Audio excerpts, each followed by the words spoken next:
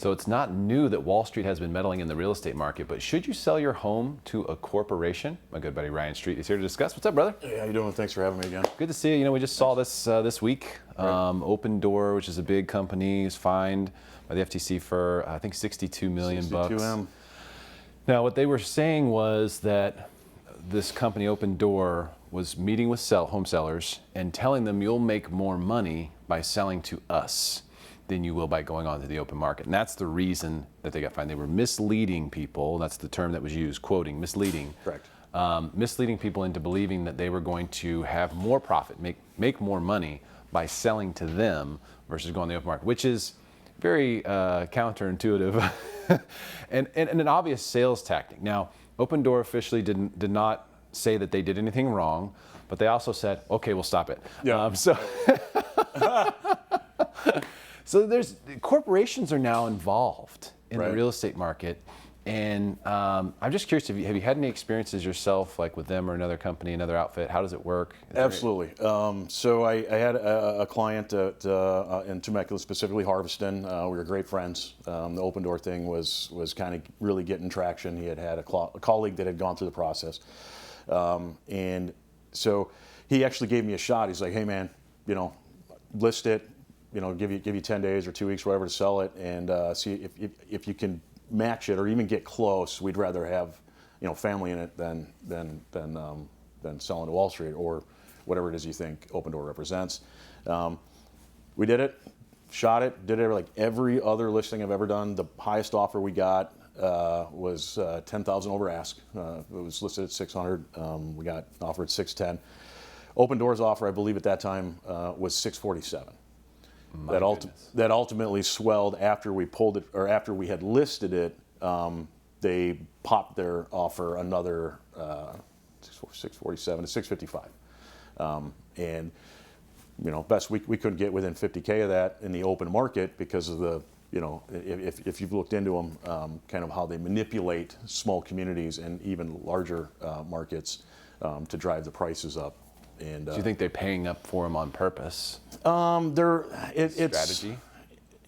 Yeah, well, of course. If you get a foothold, you say you buy 5 homes in the same community for $500,000, and then you drive up the price for the next wave of homes that you're buying to $600,000, and you don't care because you're using hedge fund money or a raise that isn't the corporation's cash. But now the first 5 are worth $600,000 per the comps, right? And then you just keep doing that, and the whole time they're peeling 7.1% off of the offer as a service fee when they buy it, and then if they do choose to relist it, that 7.1 comes off again. So their offer you're talking about there that jumped up to 655 minus 7%. Correct. Minus 655 times 0.071. Okay. Right. Very interesting. Yeah. So really And Derek, it wasn't just the service fees. What they also got popped for by the FCC was inflating the estimate for any repairs that would be required, double, sometimes triple, or even higher, based on what the actual cost of repairs would require. I just don't understand how they're going to make money on that. So because they want to sell it, right? They want to flip it, turn it around, Or rent it. Are they long-term hold it. renting? That's something that I know Zillow was doing that. And I can't confirm that Open Door is doing that. However, They must if they're paying that much. And the market caught them. Kind of caught them there when it dipped, and so they're holding on to a ton of inventory. I mean, you can see it's like a giant red flag when you pull a list of homes to show based on criteria, not necessarily price. You've got 4 and 3, 2,600 square feet at number X, number X, number X, and then you got this outlier that's 70,000 higher, right?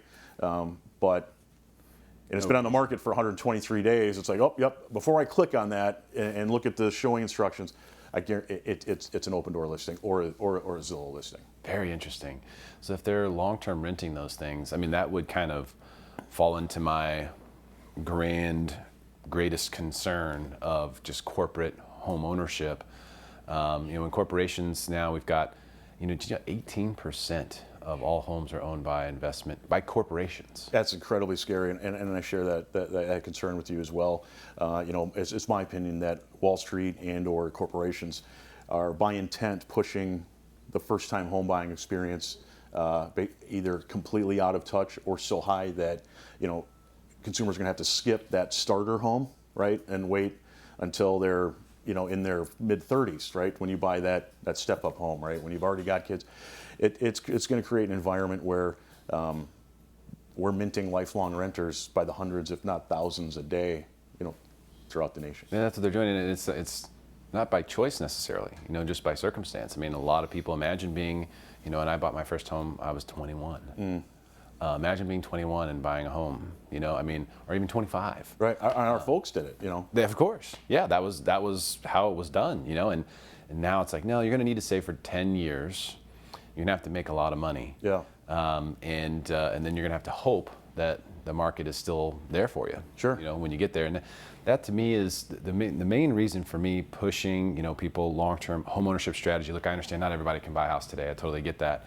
But you have to have a strategy to own something, because if you don't, then you will be a lifelong renter. And one thing I can tell you for sure, does renting make sense in certain circumstances? Of course it does. Absolutely. But long-term, it's not good. Long-term, it is a cash burn, 100%. There isn't a cash benefit to it. There's no financial benefit to it. It's just circumstantial. It's just a convenience benefit. So while it's a convenience for you, it makes sense. But at a certain point, that's got to shift from, okay, short-term convenience to long-term retirement strategy. And I like to talk about retirement strategy along with homeownership strategy, because there's one thing that we've seen in the data that's very clear. People who have paid off homes retire earlier than the people who don't. And it makes sense. For sure. But the data is crystal clear that people who have paid off homes, they retire comfortably and quicker and earlier than people who don't. Because obviously, if you're still staring down the barrel of 7 more years of mortgage payments, then you're probably going to work a little bit longer, you know, and let's wait till the house is paid off, then we'll do it. And so to put yourself in a position where you actually have that option, you want to get that clock started. If it takes 30 years to pay off a house, then the sooner we start that clock, the sooner you have options. Right. And even in the refi biz, you know, when you have an opportunity to refinance, you know, when rates do dip, you know, you can adjust that term. You don't have to take on, let's say you've been paying on a home for 6 years. You can refi to that lower rate, reduce the term to 24 years versus stretching it out to 30 and restarting that very clock. 100%. Yeah, you can do that, especially with, you know, government loans. You can do all sorts of different amortizations. Sure. Perfectly fine. And I do think that's a really good idea too, when you refinance, to stay on course for what we call your freedom date. That's when you own your home free and clear. The clever.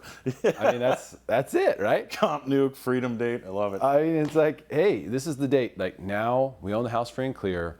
We have the biggest monthly expense gone, pretty much. We're going to pay taxes and insurance a little bit here and there, but we're in great shape. And that's why I use them synonymously, retirement strategy, homeownership strategy, because if you do nothing else but pay off a house, that's the only thing you accomplish in your financial investment situation, then you're going to be okay. I don't know what will happen if you do great with your 401k. Maybe the market will nuke, who knows.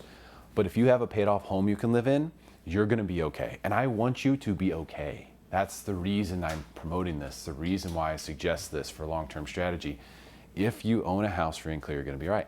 Well, the sooner you get started on that 30-year clock, the better, right? If I had stayed in Missouri, you know, I'd have a paid-off house probably, you know, right now, even if I just made the payments at a little bit extra. Of course, I bought the house for 170. Right, very different market. 170 grand. Different market. But, you know, you start that clock sooner, the sooner it's over with.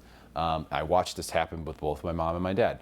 As soon as they had got paid off houses, within a year or two, they were retired and doing what they want to do. And so I real life watched that happen. Yeah. And when I look at what is happening with, you know, corporations, with Wall Street, with the Open Doors, the Zillows, the companies that are traded on the stock exchanges that are buying residential homes, with the idea of either selling it back to you for a higher price, or renting it out as a long-term bond. Either way, if it works for them, then we're in trouble. Because you know what happens when Wall Street gets a hold of something that works. They will wring that washcloth until it's bone dry. That's right. And so if this bond replacement strategy works, and it kind of looks like it, BlackRock raised $30 billion. Shocker. $30 billion, biggest fund ever to buy real estate. Yep. How do you even buy that much? You know, I mean, you can't buy it one house at a time. No, they're buying phases. They're buying, multiple phases of new construction, or at least they had. Whether they are have or not been. Yep. now anymore, that may have changed. I haven't seen anything new. But I would, to your point, regarding the clock and starting it earlier and whatnot, if they continue this trend, if they continue moving down this path, which we have every reason to think they will do so, it's the clock starts later. It's pushing us into a longer work, career lifetime, if you will, where you're paying off your home in your 60s because you bought it in your 30s and so on. And I think it's important to note that we might be entering a position or an environment where home sellers or homeowners that have a home to sell, they may have to take on a little bit of civic responsibility and think, hey, look, if I sell this corporation and I move to a different market, because corporation, or the Open Doors or whoever, they're not focusing on just one place. It's the top 47 markets in the U.S. Nashville, Austin, San Diego, Colorado. I mean, you throw a dart at the map and you're going to likely hit a spot, that they're operating. You could very well be cutting your own throat for re-entry into that next market, or even worse, cutting the legs out from under your kids from ever being homeowners, because we're minting lifelong renters by the hundreds, if not thousands, every day nationwide. Yeah, and this is why take 20,000 less, right? Keep Wall Street at the doorstep, or keep them at the property line, because eventually, we're going to have to maybe at least consider that. I could be very wrong. I've been wrong before. Ask my wife. She'll tell you all about it. Yeah, so. No, I agree. If there's a way to keep Wall Street at bay, if there's a way to sell to a family, if there's a way, because these corporations, they're not personal. It's very business. Your name on a spreadsheet, and they're appealing to your, for lack of a better term, your greed. Your greed, yeah. I mean, that's what they're appealing to. Hey, if I give you 20,000 more, you'll go with me, even though I'm the slick guy, the Gordon Gekko, whatever. What do you think $20,000 means to Wall Street? It's nothing. Nothing.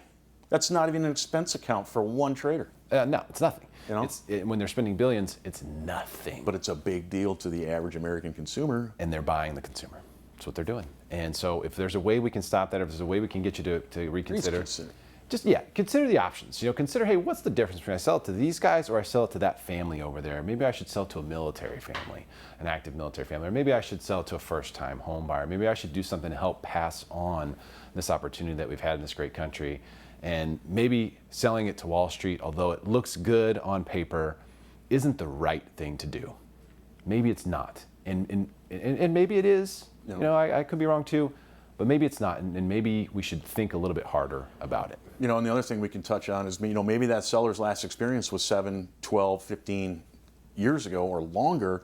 The purchasing process or the sale process, and we can both speak to that at length, at how much more convenient and efficient it has gotten, with document capture, everything kind of being online now. We don't do table signings here in Southern California, or table closings rather. It's not that arduous, super stressful environment anymore, because things are clicking along that much faster. Much easier. You can have a great experience selling to a family and keeping the dream, the American dream, alive. Ryan Street, so great to see you, man. Awesome. Thanks for having me. Great to have you. Hey, share this with your friends. Let's help make them smarter than everyone else.